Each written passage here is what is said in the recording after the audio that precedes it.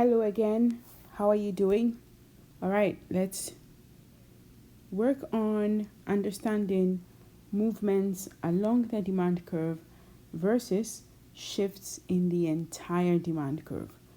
Our agenda today will first look at movement along the demand curve. We'll look at one market, one good, and we'll see how the change in price of the good in this one market allows for us to see movements along the demand curve. We'll follow that up with looking at shifts in the entire demand curve. We'll look at multiple markets, changes in the markets, changes in other markets, and from the perspective of one market, we will analyze how events in other markets will impact the entire demand curve at every price for one good. Okay, let's jump in. Movement along the demand curve. We have this market of tomatoes. On the y-axis, we have price of tomatoes in dollars per carton. This could be yen, yuan. You get the point. Okay. On the x-axis, we have quantity of tomatoes in thousands of cans. That's our unit of measure. Now, let's say that the price of tomatoes falls from this point here, A, to a point B. All right, so let's see what is happening at point A. At point A, let's say that we have this at $5 and the quantity that is demanded at point A at $5 is, let's say, 4,000 cartons. Remember, my unit of measure is in thousands of cartons, right? So 4,000 cartons. Okay. So price falls from point A to some point B. Let's put point B here. Price is falling that way. What is happening there? Well, at that point B, let's say we have $3 and the quantity demanded, of course, will rise because of the law of demand. Let's say this is 6,000 cartons of tomatoes. This is a movement along the demand curve.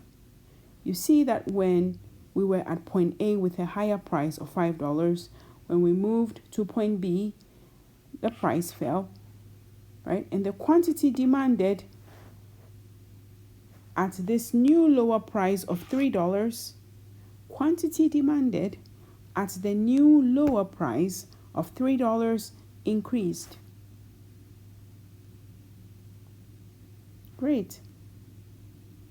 Now, what if the price of tomato rises? Well, then the opposite will happen. So if the price of tomato rises, and in this case, let me change my color to, I guess, let's use let's use black. Price of tomato is rising. We are moving from point B to point A now, right? The quantity demanded at the new higher price would fall. See? Okay, so these are movements along the demand curve. The demand curve did not shift, but we had points moving along it because of changes in the price of the product. And in this case, the product is tomatoes. All right. So when the own price, right? Own price, tomato market, right? Own price, right? Tomato price. When tomato price changes, you can expect quantity demanded as the different prices to be different. Okay. Now, shift in the entire demand curve. Let me draw your attention to this right here in blue. There are some factors that will cause the entire demand curve to shift. For example, income. And in this case, we have to be careful whether we are dealing with an inferior good or a normal good. We have tastes and preferences of consumers. When consumers change their minds about various goods, the entire demand curve may shift. Okay, number of buyers. When we have more buyers because we have more tourists or less tourists, the entire demand curve will shift. Okay, buyer expectation on future income, on future product availability, and on future product prices. That too can cause or may cause the demand curve to shift. And then, if prices of other goods change, well, then our entire demand curve may change. Okay, let's take it one by one. So the first one, change in income, and in this case we have a normal good. A normal good is steak, in the sense that when your income increases, the quantity demanded at every price will rise. Now, notice I'm using this word quantity demanded at every price. That is the entire demand curve. Quantity demanded at every price. Look at this. At every price. Quantity demanded at every price will change, right? So that captures the entire demand curve. So meaning the demand curve will shift to the right. So as your income increases, and this is a normal good, the demand curve will shift to the right. Let's draw that in green. A shift to the right will shift to the right like this. So the demand curve will move from D0 to D1. Great. What if we have an inferior good? An inferior good like Maruchan ramen noodles. Before I go there, let's examine what happens if income decreases and you're dealing with a normal good. Well, then the opposite will happen. The demand curve will shift, right, to the left. So if your income increases, the quantity demanded at every price for steak will fall. This means demand will shift to the left. Quantity demanded at every price is indicative of the entire demand curve. Okay. Now let's move on to inferior good. Change in income when we are dealing with inferior goods. Now, in this case, our inferior good is Maruchan ramen noodles. So let's say your income increases. Quantity demanded at every price. Pardon me, let's change that color. I just want to keep things a bit demure for us. Quantity demanded at every price for Maruchan ramen noodles will fall, meaning the demand curve will shift to the left, like so. And if the opposite happens, where we assume your income is falling, then quantity demanded at every price for this inferior good will rise, meaning the demand curve will shift to the right. From the blue D0 to the red demand curve D2. So our point of reference will always be D0, right? Okay.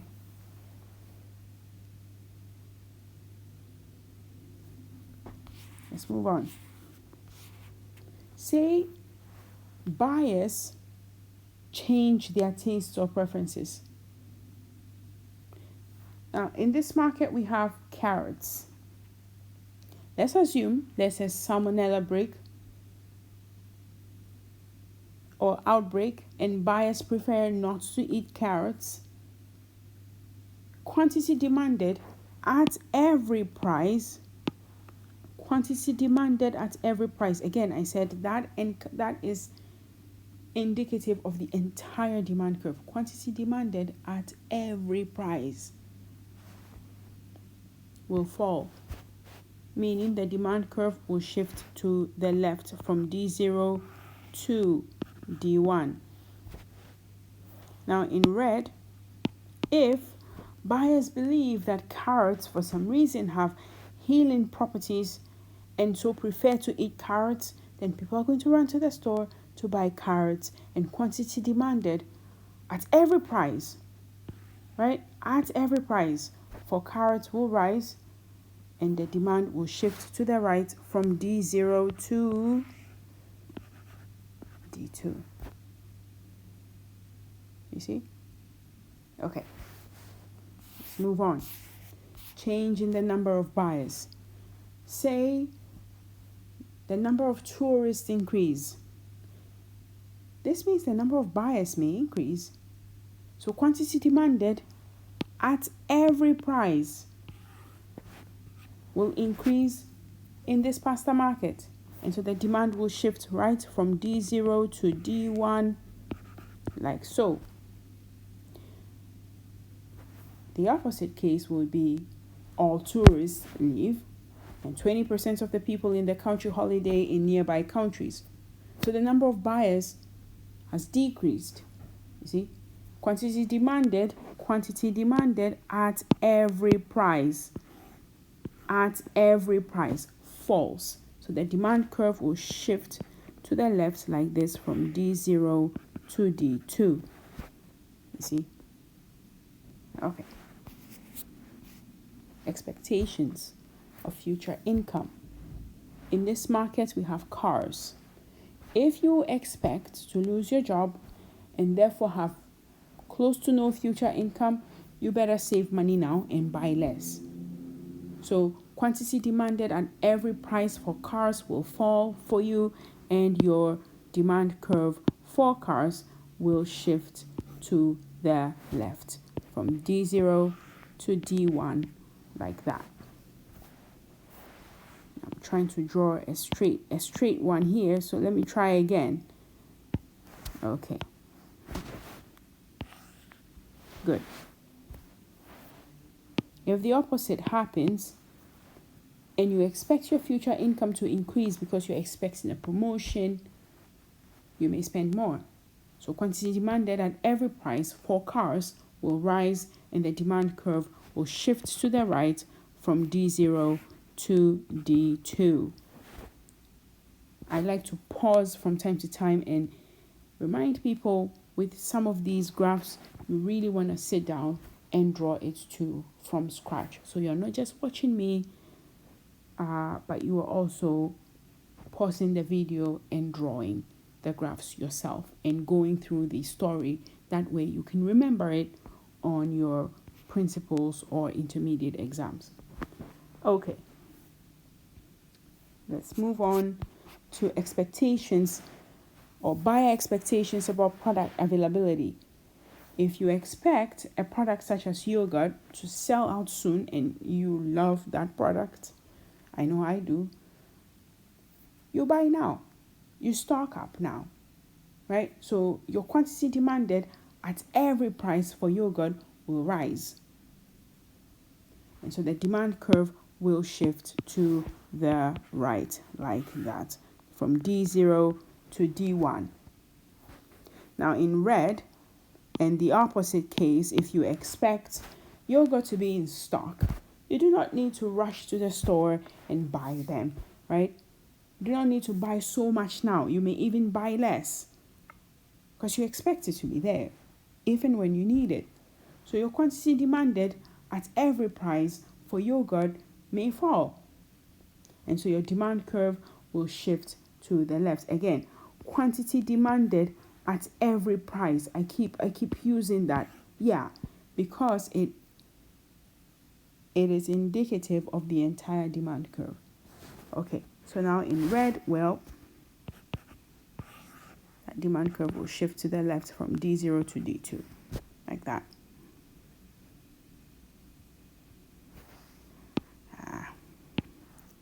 Let's get rid of that and just make it.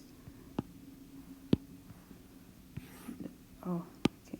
Well, it is what it is. Let's move on to the next thing. Okay. Expectation about future product prices. When we expect future prices to increase, we will buy now. So our quantity demanded at every price, indicative of the entire demand curve. The entire demand curve will shift to the right because quantity demanded at every price will rise. So we see our demand curve shift to the right from D0 to D1. If you expect future prices to increase, you buy now. Okay. Now, if you expect the opposite, that future prices will fall, you wait. Or you even buy less now. So your quantity demanded at every price will fall and the demand curve will shift to the left from D0 to D2.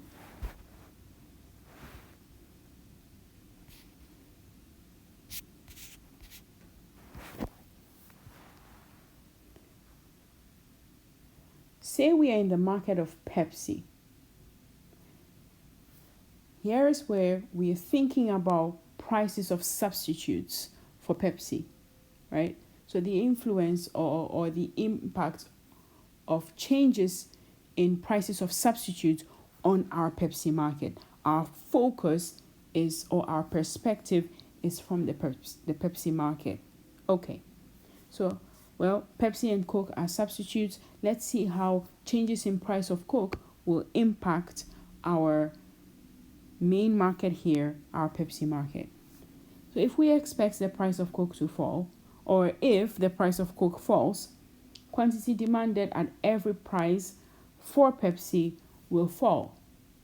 Why? Because people will run away from the Pepsi market to the cheaper substitute Coke. And so the demand for Pepsi will shift to the left, and I'll show that in green. From D0 to D1. Now, if the price of Coke rises, you can expect buyers to run away from the now relatively expensive substitute to Pepsi, right? And so we can expect the demand for Pepsi to shift to the right in red. From D0 to D2. Pepsi and Coke are substitutes. We are looking at things from the perspective of the Pepsi market. Now, if the substitute Coke becomes less expensive, our buyers will leave Pepsi for Coke.